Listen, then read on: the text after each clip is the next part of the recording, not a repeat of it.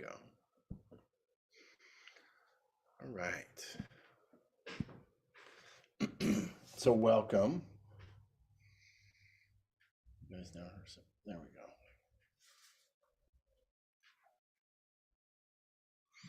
We have some folks in the room and in the Zoom.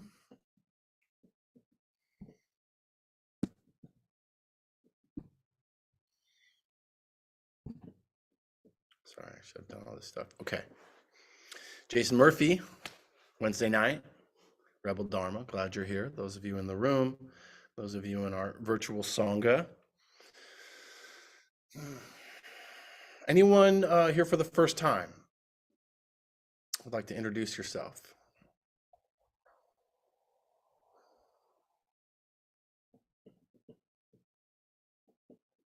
Okay.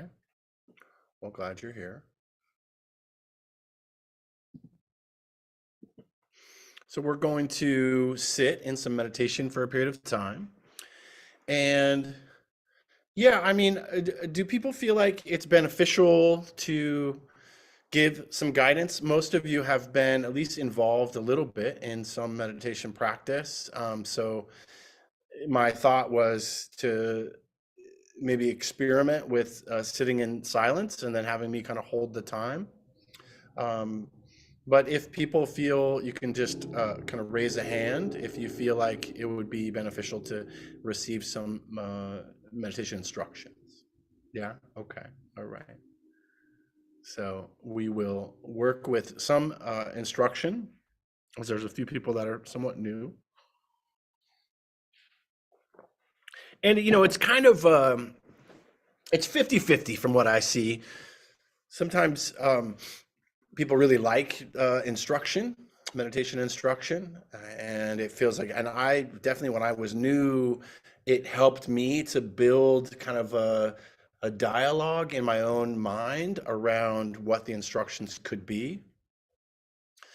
And, you know, helpful to just have a teacher kind of chime in and say, you know, and if you find that your mind has wandered off, just gently aim it back towards this experience of breathing, right? Or body or center. And just that kind of little intervention into my own mind's tendency to do whatever the fuck it wants, you know, because that's really the first insight, I think, actually, is something like, oh, my mind is really out of control.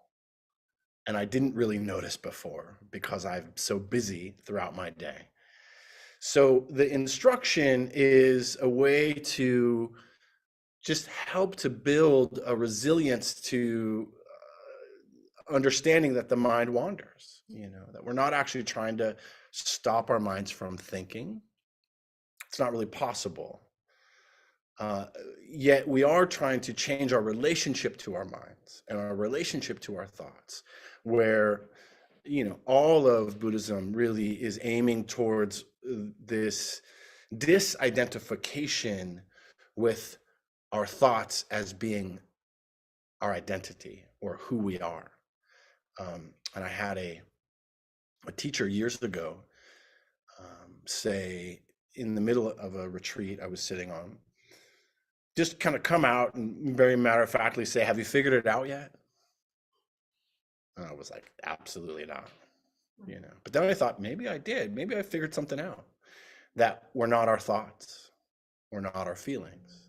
That feelings come, they go, they change throughout the day, just like everything changes. And that this practice of kind of aiming the attention in a particular way, connecting with an experience, whether it be sound or sight or breath or body or any of the senses really, but, you know, we tend to use sound and breath and bodily sensations as a starting point, as a place to come back to, an anchor. So yeah, so, you know, just to say that much, that's what the instructions are. And then the other half of the population that comes to meditate, they don't want to hear any instructions. They just want to sit, and they want someone to help keep track of time and ring the bell, right? And then, maybe give a Dharma talk. So it seems to me like there's a split in this. And having started in the Zen tradition, where I didn't really receive any instructions, there was really it was very simple: sit, bell, watch your mind, go insane, try to rope it back every now and again. And then, maybe some insight would come. When I started in this Vipassana practice, then there was all kinds of instructions. There was so many instructions, and the teachers would just talk incessantly, kind of like I'm doing now. I had an energy drink before this group, so it could be very interesting, just so you guys know. Anyway, so it's 50-50. It's kind of split, and we're going to work with some instructions today. And actually, I think I'm going to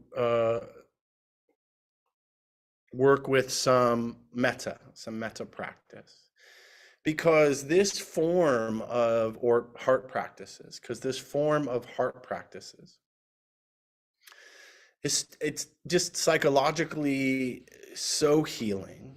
And as a meditation practice, this ability to kind of return to or utilize a phrase like, may I be happy, or may I be peaceful, may I be free from suffering.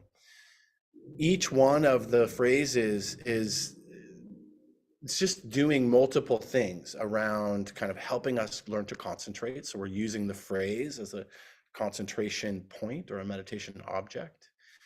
It's not that we're ignoring the breath or the body. We're just going to,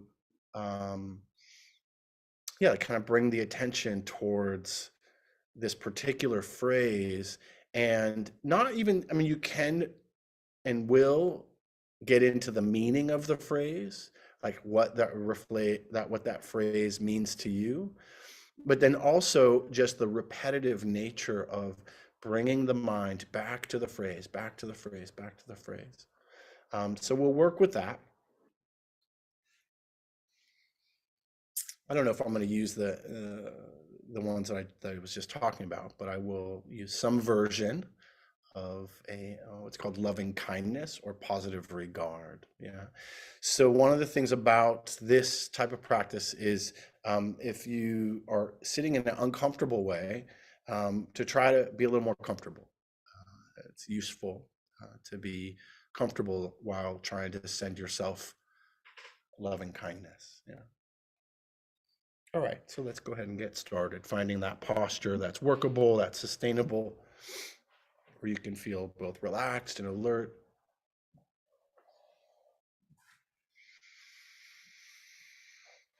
And it's helpful to allow the eyes to close.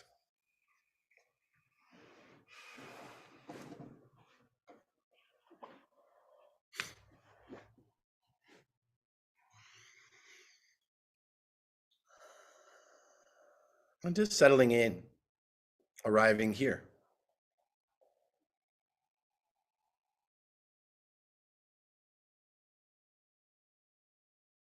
And opening to the comings and goings of sound.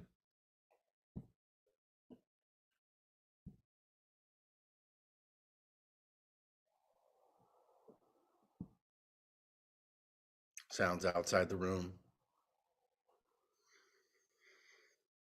Sounds inside the room.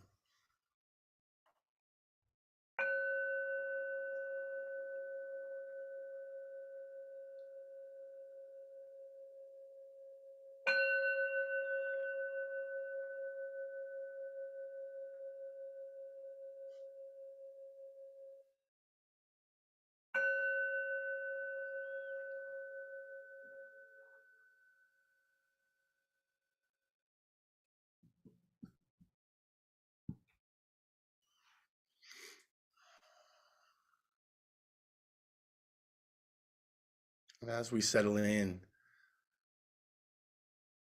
just thinking about this term, positive regard.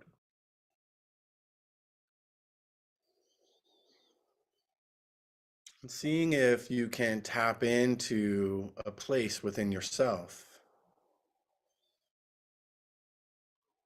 where you can hold positive regard, a kindness for yourself.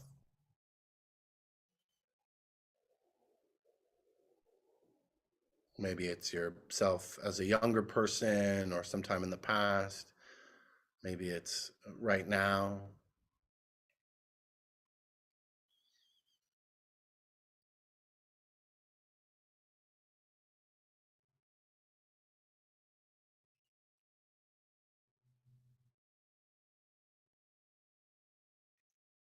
And then in some way, visualize or bring into your mind's eye someone who you care for, someone who you hold positive regard for, a mentor, a teacher, a family member, friend. You can even utilize a pet.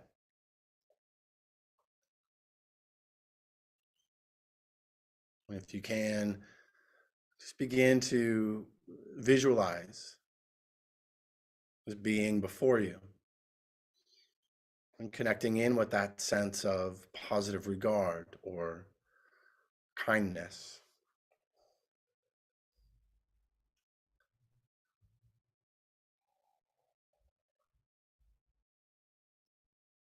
Allowing the feelings of positive regard or kindness, well-being to expand within you.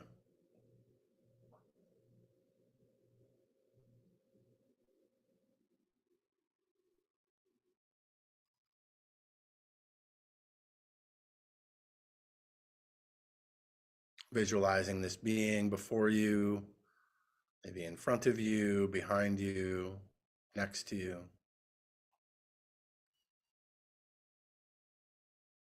I'm just sending some wishes of happiness and well-being.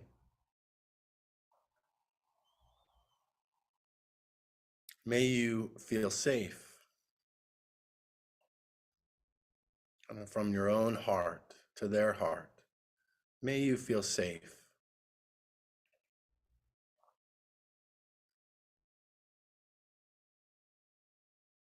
We all want to feel safe, don't we? May you feel safe.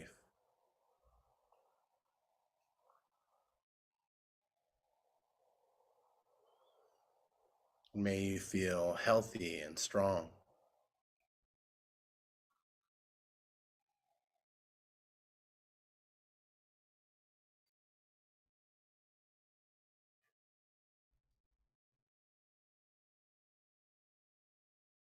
May you be at ease.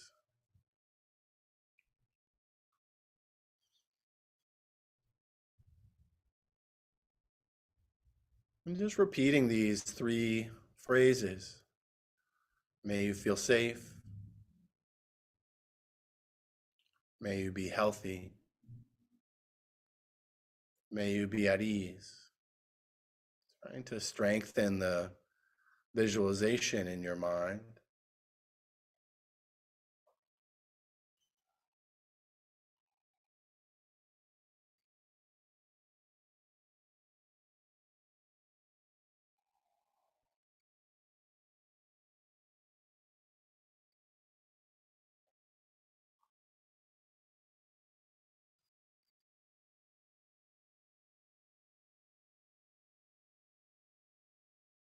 Of course, if the attention wanders off,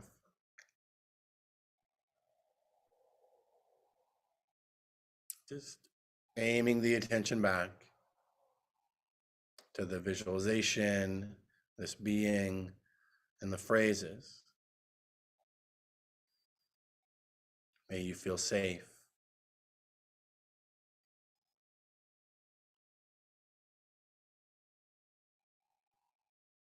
May you be healthy.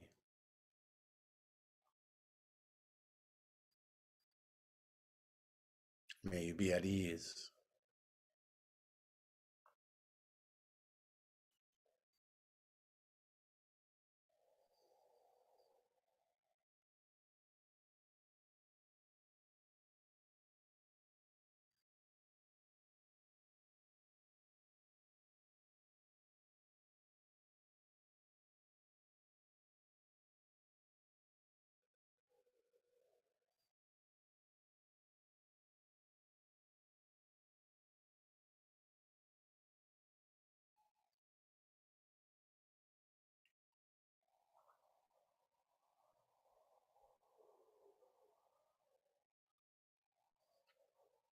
After a few moments,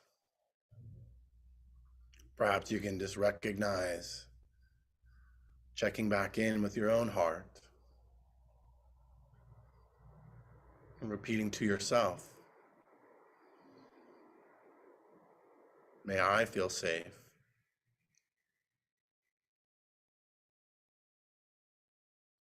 May I be healthy. May I be at ease.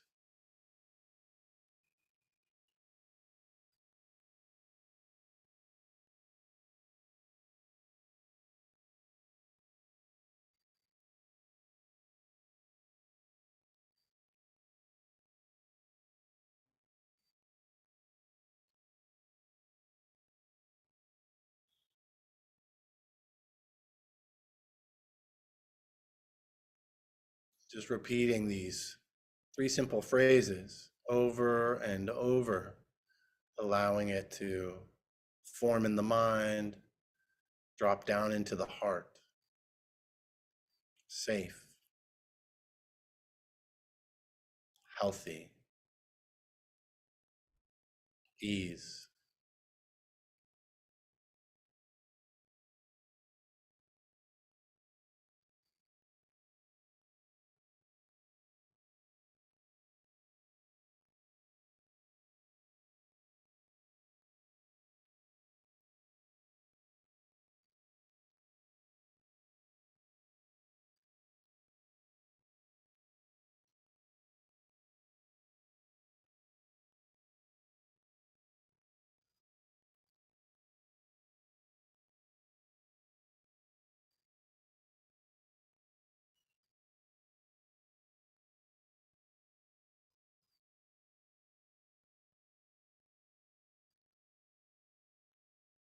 Again and again,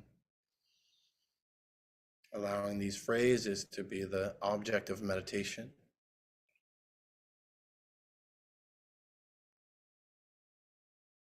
May I feel safe. May I be healthy.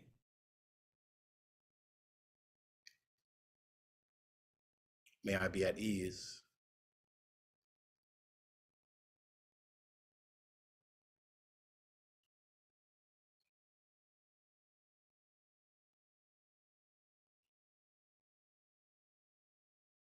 Developing a level of awareness,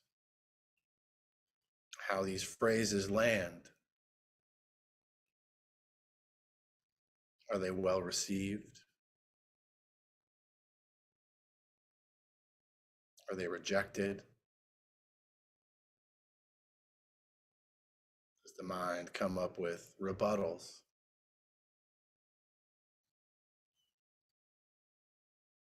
Just noticing that.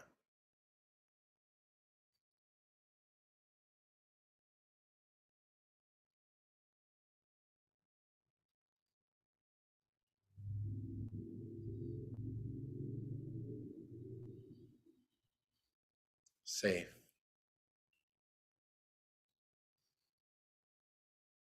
healthy, ease.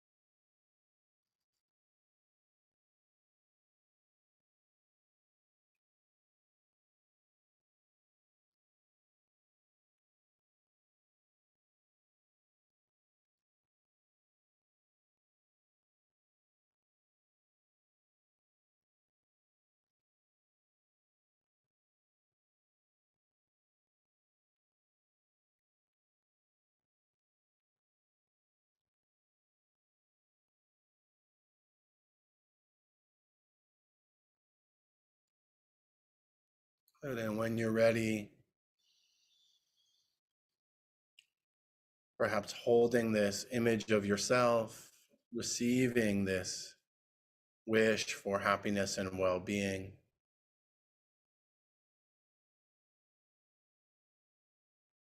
and even receiving from this mentor or this other being, easy to love. See how that lands.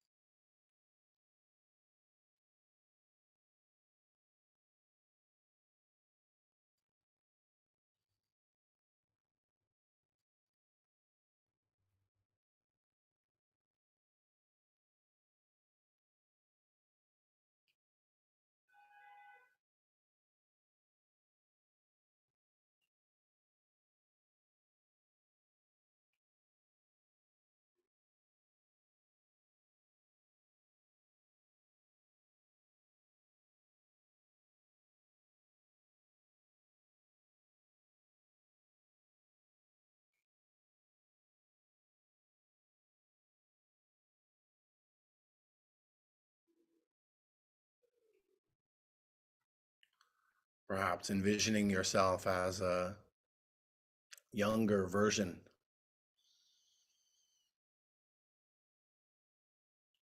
maybe a time when you really needed some loving kindness, some care, some compassion. Maybe you didn't have any for yourself. Maybe you didn't receive any externally. Sending from your here and now self to this part of you.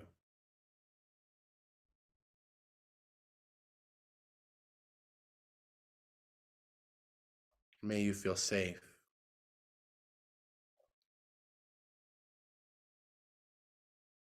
May you be healthy. May you be at ease.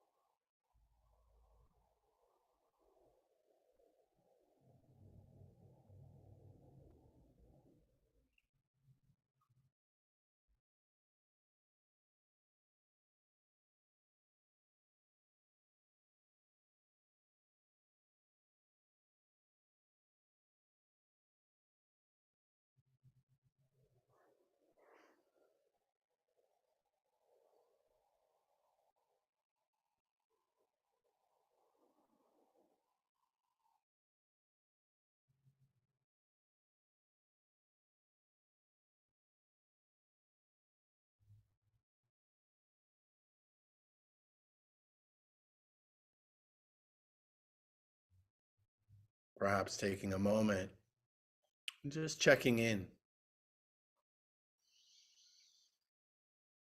Can you connect with the heart space or your emotional center?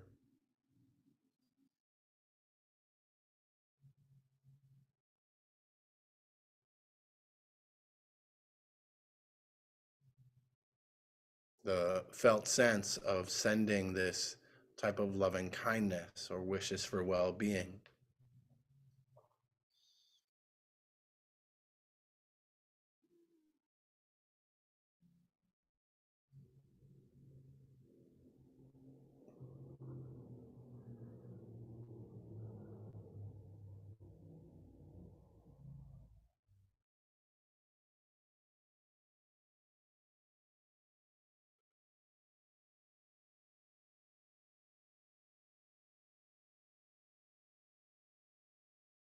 And when you feel ready, perhaps bringing in a neutral person, someone who's neither easy nor difficult,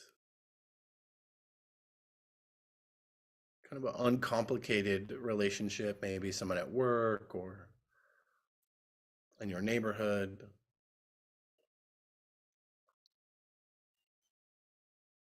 Someone that you feel neutral about.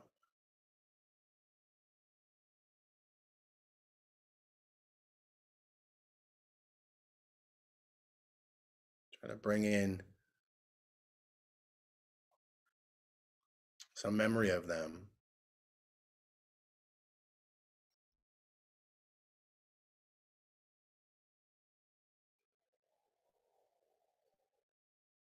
Wishing them the same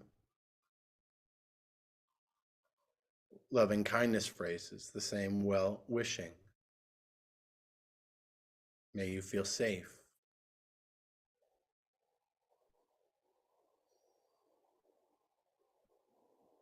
May you be healthy.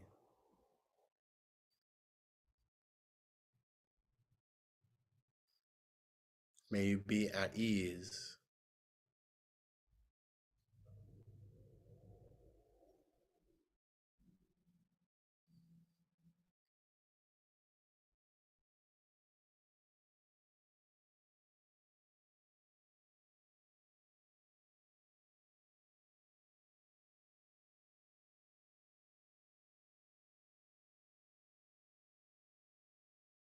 Seeing this neutral person receiving these wishes of happiness and well-being.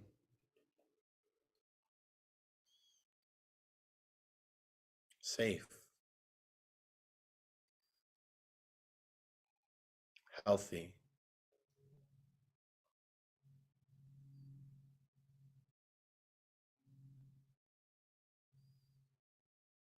ease.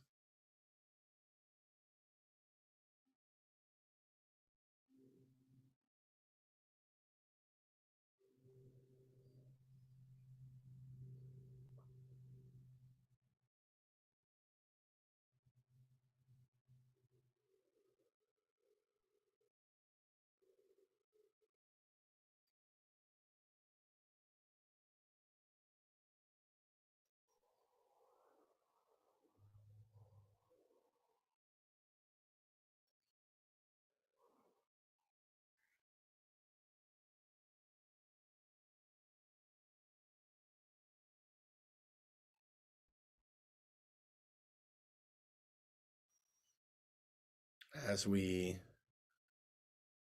let this being go, checking back in with your own heart, your own mind, returning these phrases to yourself. May I feel safe.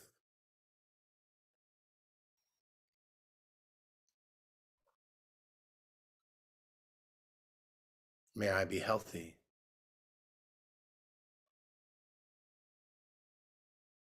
May I be at ease.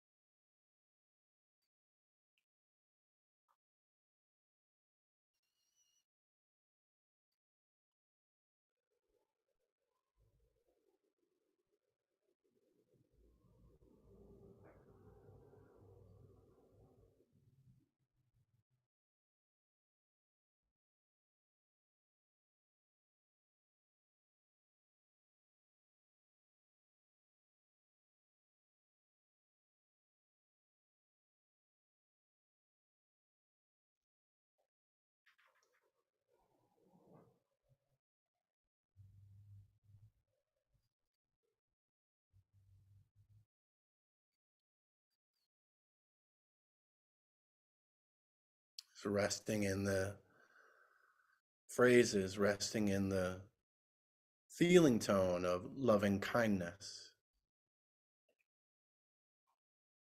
care for oneself.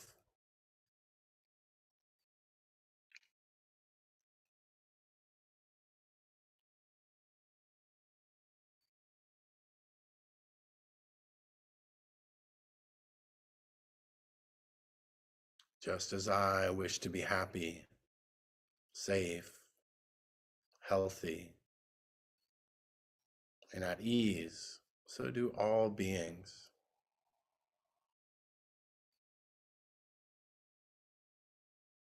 Even the difficult people, perhaps the people we hold resentments towards, have challenging or difficult relationships with, could be family, friends, work,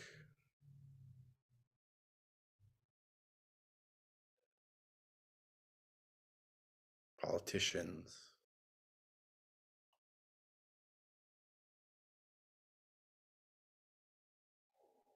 Bring in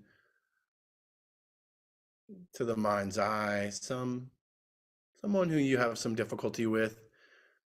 You know, the invitation is to not pick the hardest person in your life or the person that you're have the most difficulty with.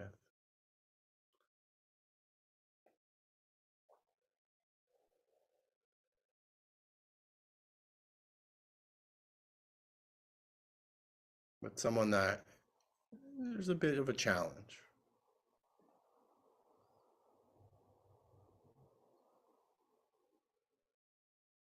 Recognizing their humanity, their desire to feel safe, to be healthy, to perhaps live with ease.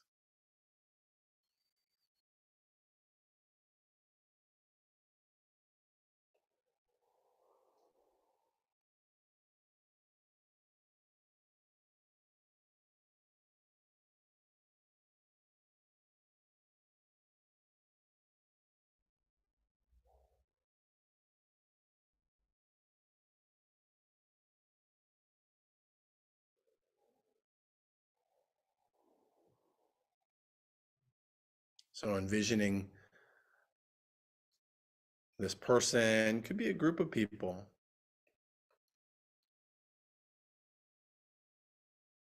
and repeating those phrases to them. May you feel safe.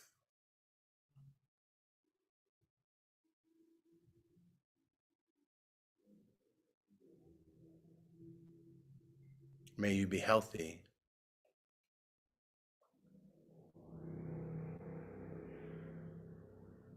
May you be at ease.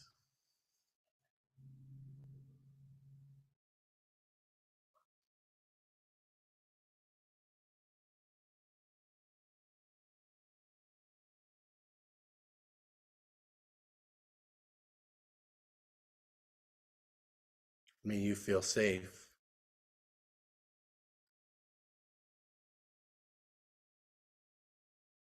May you be healthy. May you be at ease.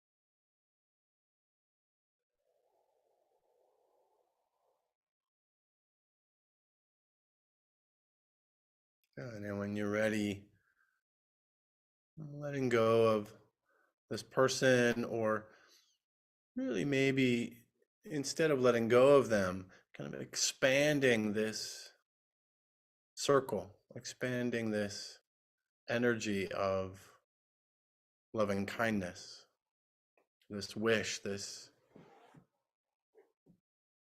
intention, kind of bringing in all the beings, person who's easy to love, perhaps ourself as a younger time, a neutral person, a difficult person.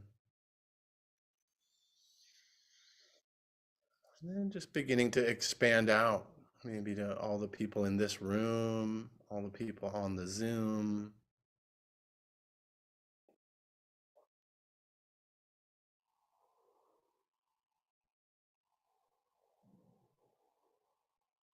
May we feel safe in the world.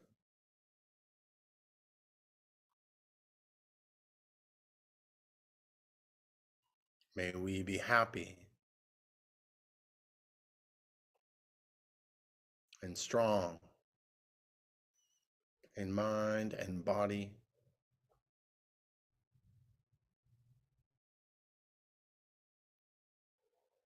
May we be at ease and live with comfort and well-being.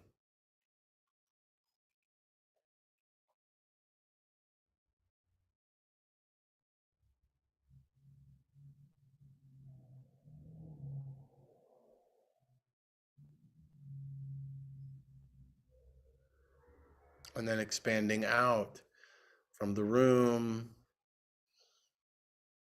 to your neighborhood, to your city, to this area, all your friends, all your family, all your loved ones, all the random strangers in traffic.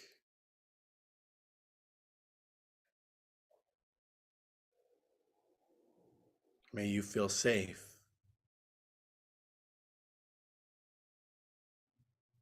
May you be healthy.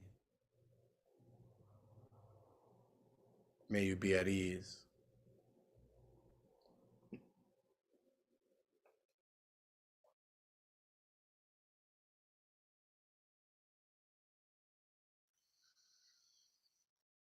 And then expanding out even further, perhaps the city that you live in, or the country, the state.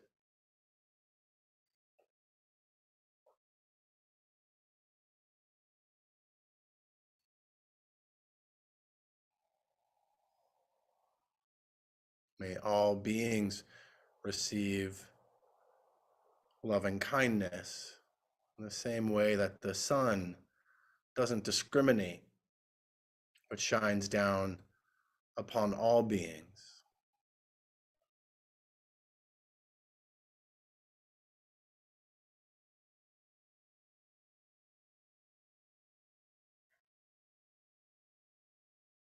In all directions, the earth and the oceans,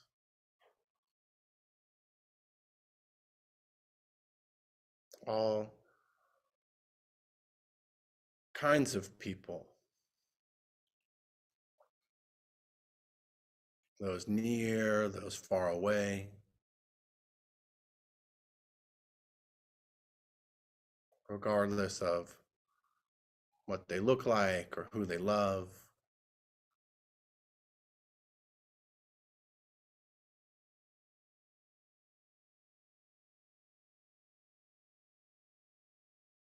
May all beings feel safe.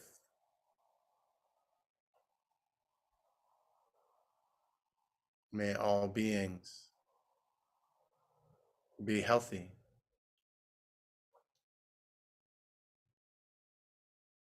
May all beings everywhere live with ease, well-being.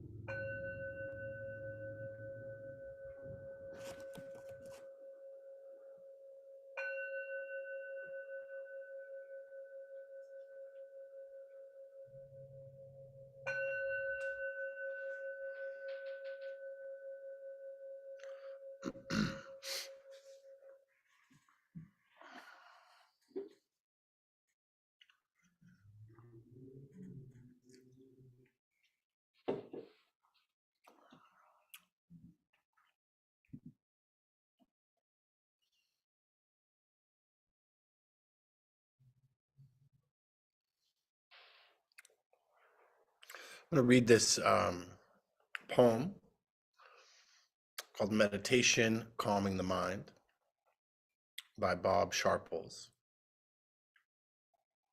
Don't meditate to fix yourself, to heal yourself, to improve yourself, to redeem yourself. Rather, do it as an act of love, of deep, warm friendship to yourself. In this way, there is no longer any need for the subtle aggression of self-improvement, for the endless guilt of not doing enough. It offers the possibility of an end to the ceaseless round of trying so hard that wraps so many people's lives in a knot. Instead, there is now meditation as an act of love. How endlessly delightful and encouraging that can be.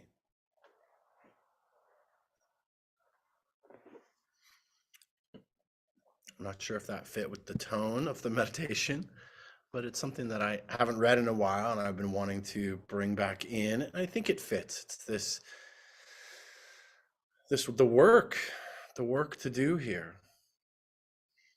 Before I get into too much kind of discussion, I actually would like to get into some small groups and just have you guys kind of discuss. Why don't you guys in the room can just kind of turn toward each other and just what was that experience like? What was that meditation like? Did something strike you in the poem? And those of you on Zoom, please attend the group. If you're there, if you're present, if you can just attend the group, it's because it messes with the numbers. If you don't go, then there's one person sitting there by themselves in a room. So please do, and I'll ring a bell in a little bit. So just turn and have a chat about that experience.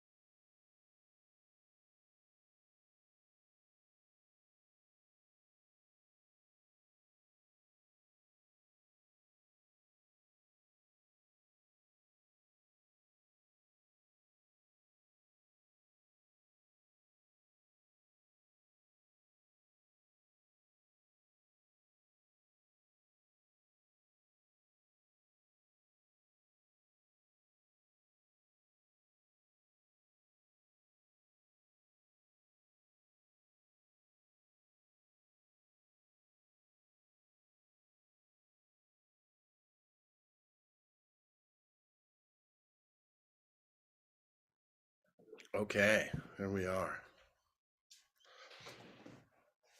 Back.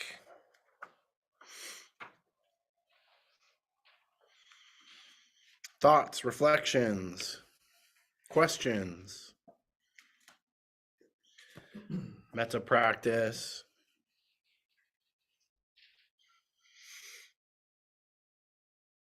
Discussion with each other, commonalities, differences, challenges, insights. What do you got? Mike. Thanks, Jason. The meditation was pleasant, and I was reflecting on how I try to use some of the mantras or some of the stuff you brought out, not just in sit in meditation, but throughout the course of the day, like at work, in my personal life, wherever I go, I try to dial this stuff up, and I find it to be a skillful means. And when I was in the breakout room, I was talking about how when I first heard about this, I thought it was like super hokey, and what's a lot of contempt, pride, investigation. And in the short time I've been doing practice, I find it, like I said, I find it that it works, and it's a way to dial up kindness, compassion, and I feel like by default, when you use you bring in equanimity too, and have like just a balanced response to life. And I also kind of talked about how I was in another group over the and we were on this, and we were doing this meditation and talking about, like, bringing this into your life or into the world as much as you can, and I don't know, my own direct experience, I found like it works, and some people pick up on it, and that was my experience. Awesome. Thank you. Shannon. One of the things I love when we do this practice is I just envision the Care Bear stare from the 80s, where it's, we all have our heart centers and they're all kind of lit up and we're just kind of shining it out, and how powerful that image can be, especially with, the guidance throughout and us all kind of having the same intention in that moment. I just thought it was cool, so I wanted to share it. Yeah, the Care Bear stare. Was it the Teletubbies or the Care Bears that they came out of their chest, right? It's Care Bears. Okay, all right. That's yeah. I mean, I think I was probably watching Voltron more than Care Bears, but Yeah, right. I remember. No, thanks for the image. And that is that's the vibe, it's, I mean, and in some ways, as Mike was saying, I was very similar in the beginning, thinking this was some kind of hokey later on addition that the Ram Dass and Stephen Levine and the hippies added, because I didn't really ever hear definitely not in Zen. There was a little bit in the Heart Sutra, but it's just, it also is different. It's very kind of more intellectual and bodhisattva around being of service and compassionate. But yeah, so I didn't recognize the benefit right away of this type of practice. So yeah, I appreciate what you're saying, and it's great, I think, when we can associate certain kind of mental images with this idea. Sometimes, I'll use like a gem, like there's a gem in the heart, in our kind of center, and that gem with each kind of phrase glows a little brighter, and I kind of start And I've had different, sometimes people talk about planting the having flowers bloom, or in the garden, or seed to a tree, to a fruit, this kind of, and then that image that I brought in tonight about the sun shines indiscriminately upon all beings and never asks for anything in return. And in the same way, may we meet the world, with kindness, compassion. I like that one. I think I got that from Hafiz, who was like a 13th century Sufi poet. Please. So I have a thought, just this kind of coming to me when I was. Would you mind speaking just a little bit louder so people at home can hear you? Sorry. It's all right. So a good friend of mine, her husband just got diagnosed like yesterday with stage 4 cancer, and so she's been in the forefront of my mind. And so all of those things about may you be at ease, may you be healthy, like those things she's not right now. And so when you have somebody that's the opposite of that, that you really care about, I can't visualize her as being that right now. So I guess I was going back to a time when she was like that, but then still trying to think of, offering her all of those feelings as well. That I'm just wondering what the. So you found it difficult. So did this, I'm just going to kind of rephrase for the, so you brought up someone who was having some challenges, medical challenges, and, was diagnosed with cancer, and Her husband. Her husband. So not actually her. Yeah. Her husband. With Okay. stage 4, yeah. And so right. she's not peaceful, not Right. not Right. at ease. Yeah. all of Yeah. those things. So then it was hard. It was challenging for you to kind of visualize that. But she's in the forefront of my mind, so I think Yeah. I'm thinking about her a lot. Yeah. So the metta, or this kind of positive regard, is the antidote for resentment, anger, fear. And the next, practice, right, which is something that sounds like when it came up, there was compassion. Yeah. Right. Yeah. So compassion is the kind of next level of the heart practices. Okay. Sometimes the heart practices are considered the 4 chambers of the heart.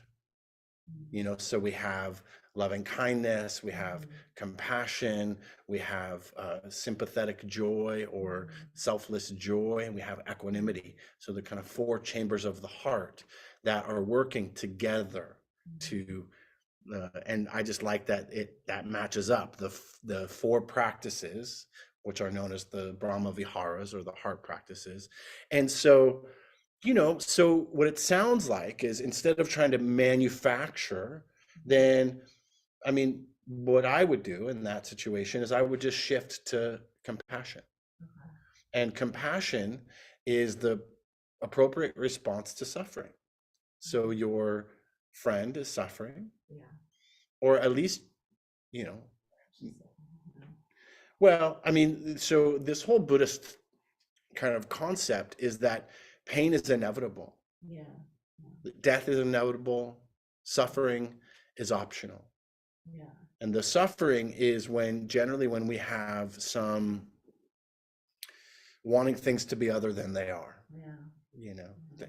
That is which is the opposite of the equanimous response. So the equanimous response is to accept things as they are, without trying to change it.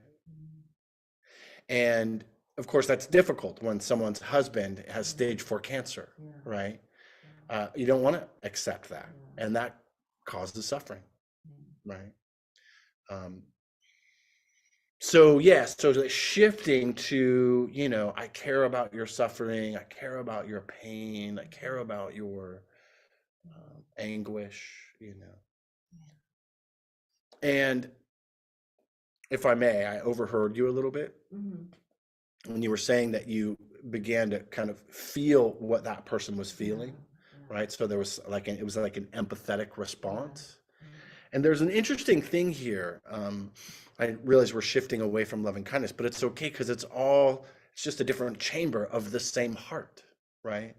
And the compassion from a Buddhist perspective is really about care, Mhm. but it's actually a little bit distanced because we can become very overwhelmed. Mhm. And sometimes with what can be an empathetic response, it generally means feeling what others feel Mhm. and like taking it on, but it's not ours, Mhm. and we can't actually take it away. Yeah. So why bring it on as something heavy for ourselves when we have enough to deal with, right? But so it's like conscious compassion is this. I care and I want to be of service. I want to support in whatever way I can without being overwhelmed by the suffering. So a lot of times when people I used to work a lot with activists, and I've taught a lot of different retreats with people who are in service work positions, and there can be a lot of what's called vicarious trauma Mhm. because of the inability to separate, right? Um, and equanimity is this balance. And, Mike was talking about this too, holding that there is, especially like with challenging people, there was a few things I mentioned and I'm not sure how it worked for people, but there's a few things that I mentioned. One was, bringing in this idea that all beings, ourselves included, wish to be safe. I think all living creatures have this fundamental desire for safety. Animals, little salamanders, worms, trees, everything that's alive. And so to expand that and get real expansive about it can be really helpful, right? And the equanimity says that we're not going to be safe all the time. That's the balanced response, is that it's not, I want the world to be completely safe all the time, right? That's not the balanced response. That's not the reality of this life. This life is that people get sick, people get old, people die, people leave us, people blame us for stuff. There's just so many things that are out of our control. So I feel like the compassion or the loving kindness and equanimity really balance it out. And the loving kindness is, oh, I care for these. I mean, I'm sorry, is like this idea of like, may all beings be happy, or may all beings be filled with kindness. But the equanimity says, that there may be a wholesome desire, but not all beings are going to achieve that. Same thing with, suffering. Right? The appropriate response to suffering is compassion, our own suffering and the suffering of others. The word karuna, which is the Buddhist word for compassion, means a quivering of the heart, a shaking, a movement. So we're moved by other suffering. We're not necessarily going to be overwhelmed by it. I mean, that's the hope, right? And I feel like the danger of people who are empathetic, because empathy is super useful, right? It's this relatability that we can have with other hearts, with other beings, with other people's stories, with other people's experiences. you know. But the balance is to not take it on as our own. And it doesn't mean that we're bad people, you know. There to each heart practice, so loving kindness or positive regard, compassion or care, selfless joy or sympathetic joy, which is rejoicing in the good fortune of others. So they counterbalance each other, and then equanimity kind of holds it all together, right? So each one of them has a near and far enemy. Like a near enemy to compassion would be indifference. So equanimity, balancing compassion is the hope, the way to find the balance there. But if we lean a little too much on the equanimity side, we could just feel cold and indifferent. So the loving kindness kind of comes in. So this is all balancing out, right? And we can't just focus on the fear and the resentment. And we also have to look at the suffering. And we can't just focus on the fear and the resentment and the suffering. We need to also look at the joys, celebrating in the goodness of others, celebrating in our own goodness, but also, like, more importantly, sympathetic joy is about like being really happy when something good happens to someone that you care about, just like you'd be really sad, or if something bad happens to someone. So also making time for celebrating the goodness, and that might actually be what your friend needs, both things, right? The balance. Yeah. Maybe enough of that. Thank you, Amanda. Amanda wrote that we all found the guidance really helpful. Sounds like maybe in your small group. That's what you're talking about. Any other thoughts, questions, reflections, the reading?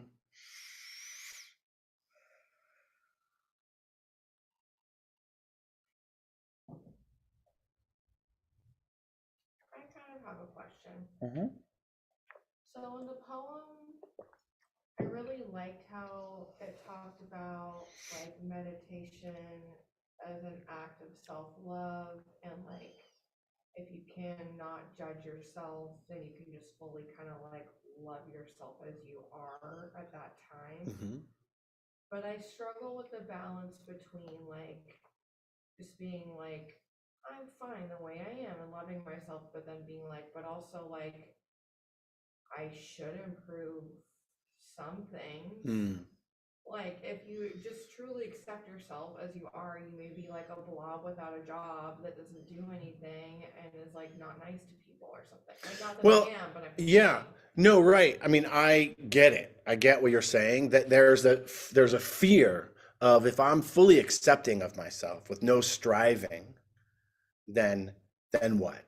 Yeah.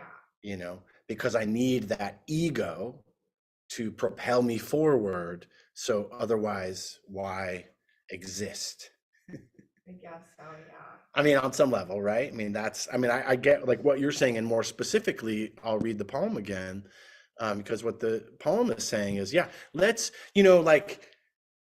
not make meditation another thing that we beat ourselves up about.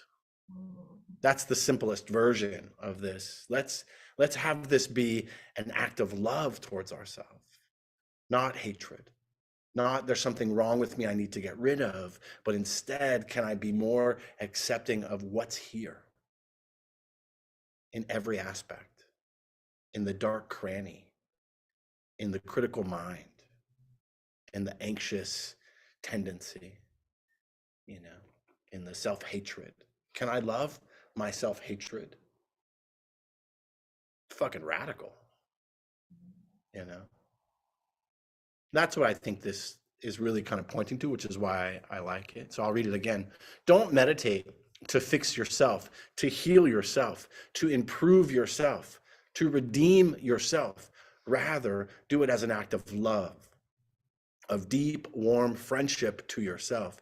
In this way, there is no longer any need for the subtle aggression of self-improvement, for the endless guilt of not doing enough. It offers the possibility of an end to the ceaseless round of trying so hard that wraps so many people's lives in a knot. Instead, there is now meditation as an act of love. How endlessly delightful and encouraging. So it's kind of like, who would I be if I just stopped believing all the fucked up stories about myself? Who would I be? Do you think you would just be a lump?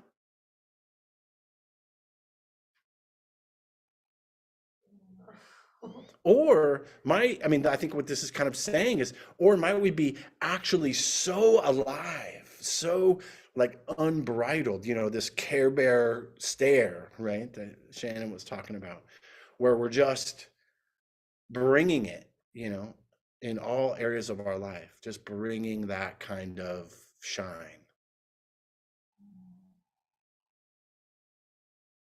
I mean, I don't know. See for yourself, right? But that's the way I think the encouragement here. And that there's so much, I think we come to practice. I came to practice with, I wanted to get rid of some shit. I wanted to get rid of my thoughts. I wanted to get rid of the beliefs that I held about myself that were negative. I wanted to get rid of the stories that I had. I wanted to get rid of the memories of past hurts and mistreatments. There's a lot of things I wanted to get rid of. And I think, and that's okay. That's all right. That's part of this process. Yeah. Reminds me of a little story that I was looking up earlier. Oh, that's not it. Oh, maybe I'll read. Let's see. Okay. This is good too. What's great about this book, this is a little book that I've had for years and years called The Teachings of the Buddha. It's a kind of a conglomeration of a bunch of different teachings. And this one is from the Zen Master Dojin, and it's really long, the practice of meditation. It's like several pages, but there's this piece that I have highlighted that I think kind of fits here.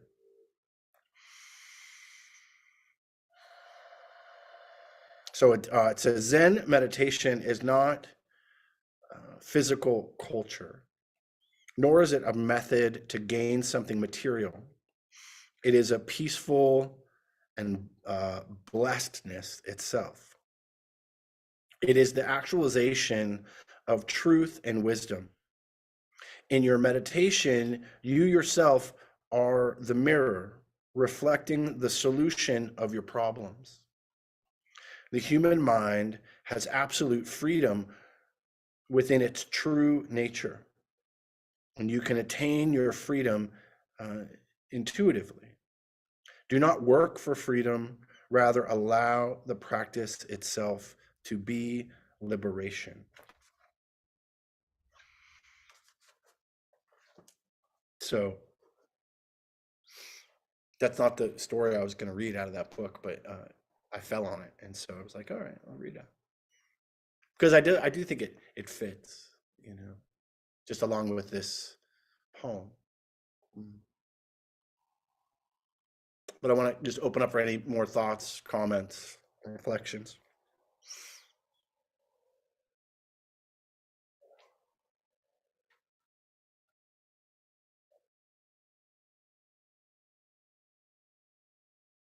Okay. I have another poem. This was my major plan today, was to read poems. The major plan. This is also one of my favorite poems that just moved me when I first heard it, and it still rings true. This is by Dana Faulds. Dana Faulds is a wonderful poet, yogi, artist. It's called Allow. There is no controlling life. no corralling a lightning bolt, containing a tornado. Dam a stream and it will create a new channel. Resist and the tide will sweep you off your feet. Allow and grace will carry you to higher ground.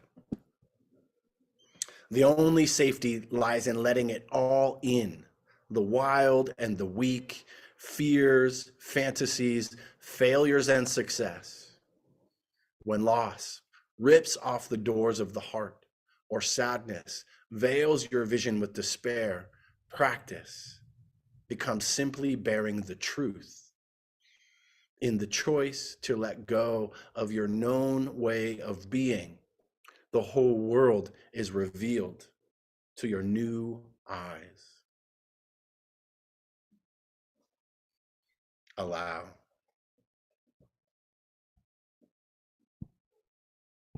When I heard that for the first time, I was in a practice period where there was a lot of movement and a lot of tumultuous things going on, like internally, and this kind of, this allow, that's also one of my main instructions, is relax, observe, allow, as a practice, as a kind of come back to again and again. Okay, whatever's happening, can we relax? Can we observe it without being overwhelmed by it? Thoughts, feelings, life circumstances? And then can we allow whatever comes to just be there and to leave when it will, like grief, and loss. Comes and goes. There's no rhyme or reason. There's no, just comes and goes. And we can be we were talking, some friends of mine were talking earlier. There's been a couple deaths recently in the area, this in Venice, like some Venice locals. I didn't know them personally, but some of my friends did. And then just like a week ago, this person that's a friend of mine, died of an overdose. And it happens all the time. People die every day. And we can be cold and indifferent to it, which sometimes I'll admit I am. Sometimes I will shut down because there's been so much loss, so much death. But the work to do here is to relax into that instead of the tension, to observe what's happening. And even when there's the barriers, even when my wall comes up, like, this is what I love about this practice. Bring awareness to that. Ajahn Sumedho, or Luangpur Sumedho. Ajahn means teacher, and or like teacher monk, like kind of an advanced monk. And Luangpur means like a grandfather. So they're basically the elders, right? They've been around. So Luangpur Sumedho, who is the kind of, you could call him the patriarch of the Thai forest tradition, uses this phrase. It's been around, he's used it for years and years now, but it's become very popular. Right now, it's like this. This is the definition of allow. Whatever, or relax, observe, allow. Right now, sadness is like this. Right now, fear is like this. Right now, joy is like this. Recognizing what is happening within us. Right now, resistance is like this. Yeah. Hopefully that was helpful. I don't know. Thoughts, reflections, anything else?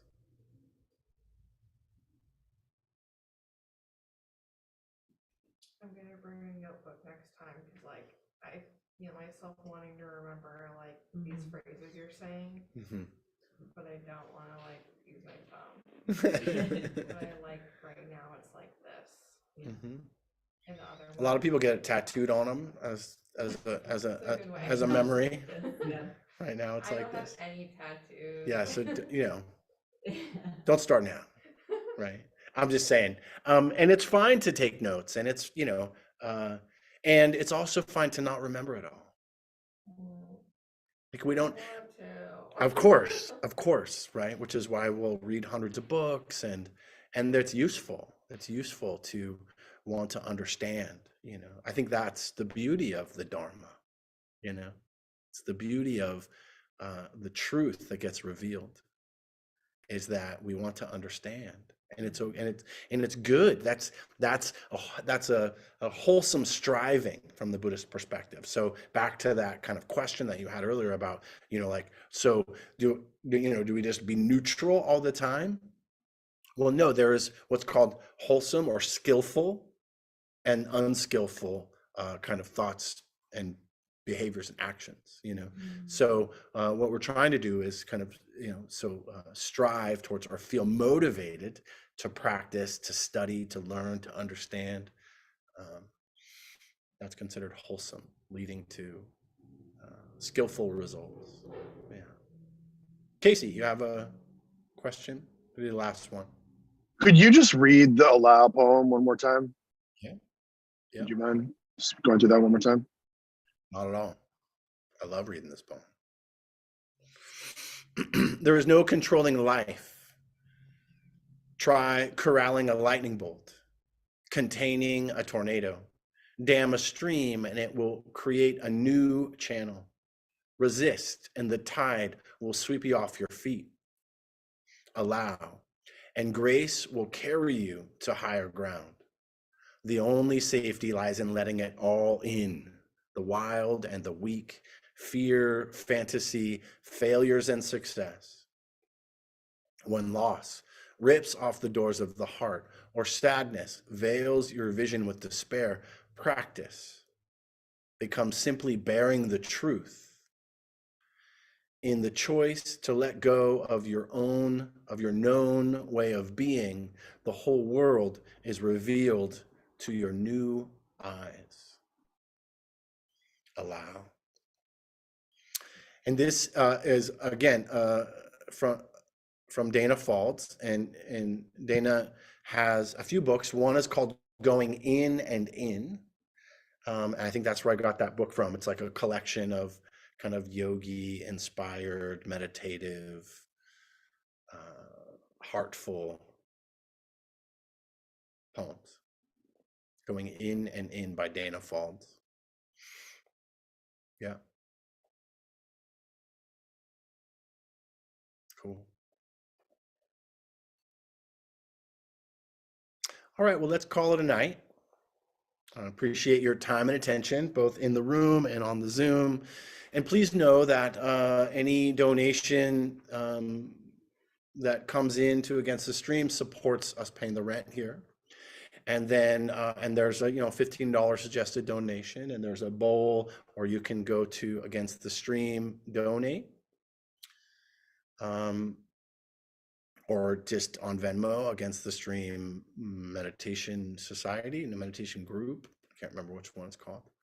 And then also, if you want to support me, you can do so by